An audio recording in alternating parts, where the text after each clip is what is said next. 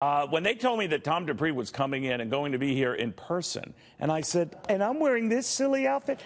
The former Justice Department maestro, just a great guest. Good to see you, my friend. Good to see you, Neil. Thanks. So what are we looking at here, and how difficult will this process be? Boy, well, the first thing I would say is you cannot understate the importance or cannot overstate the emphasis of what is going to happen, what we're about to see. This is a transformational development. The fact that the president... It absolutely is, because, look, Justice Kennedy has been the swing vote on the Supreme Court for the last decade plus.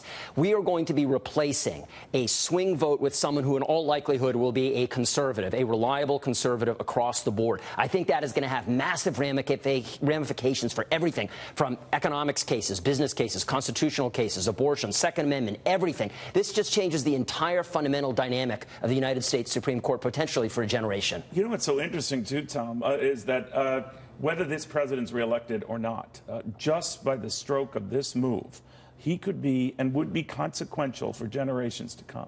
I think that's right. And it's striking to me that he appreciates the fact that this is one of the most somber, significant, sacred responsibilities that he has. The justices that a president appoints to the court are one of the few things that we know will outlive his tenure for decades, potentially. And given the way the court is currently constituted at this point in time, 4-4 with Justice Kennedy right in the center, this is a really, really big deal. Now, how do you know he won't, that whoever is picked doesn't morph into something else? David Souter, of course, that was the rap against him.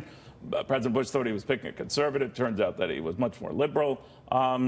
So you don't know for sure, and I know people evolve in that role, but then this list that you've been privy to, and it's out there now, what do you think of that? Is that a hard and fast right list? I think it is a fantastic list, Neil. I think the president will not go wrong choosing anyone from the list as we've seen it. And look, I will say this. There are no guarantees that someone... It would be from that list. There are no potential surprises. That's what he said. I mean, I suppose he could expand the list, but he has been pretty firm and consistent that he is going to choose from this list.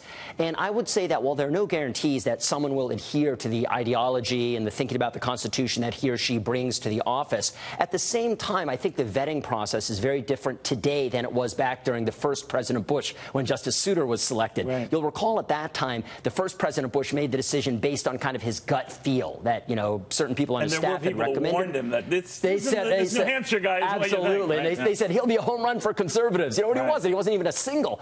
But I think at this point, we are now sufficiently sophisticated in the process that people who are advising the president can look at the track record. What has this person written? What has this person said about the Constitution? So by the time the president ultimately makes his decision, I think he can have a very, very good degree of confidence that this person is as advertised. But it's a 50-49 Senate right now with the Republicans, right? And given John McCain's absence, and I'm wondering, I mean, you need every Republican on board, right? Assuming every Democrat rejects. There's not much margin for error, and I think that will play a huge role in that this is not going to be a slam dunk, whoever the president puts in. Gone are the days we had 97-0 votes, right? Right. I know. And it's funny. Justice Scalia was confirmed unanimously. I mean, can you imagine something like that happening today? So whoever he chooses, I think it's a safe bet. This is going to be one of these razor's edge 51-49 type votes. And for that reason, they need to make sure they manage this confirmation process the same way they manage the Gorsuch process. That is to say, very professionally and successfully. Yeah, that was well done. Tom Dupree, so good seeing you. Good to see you, Neil. Thank you very, very much.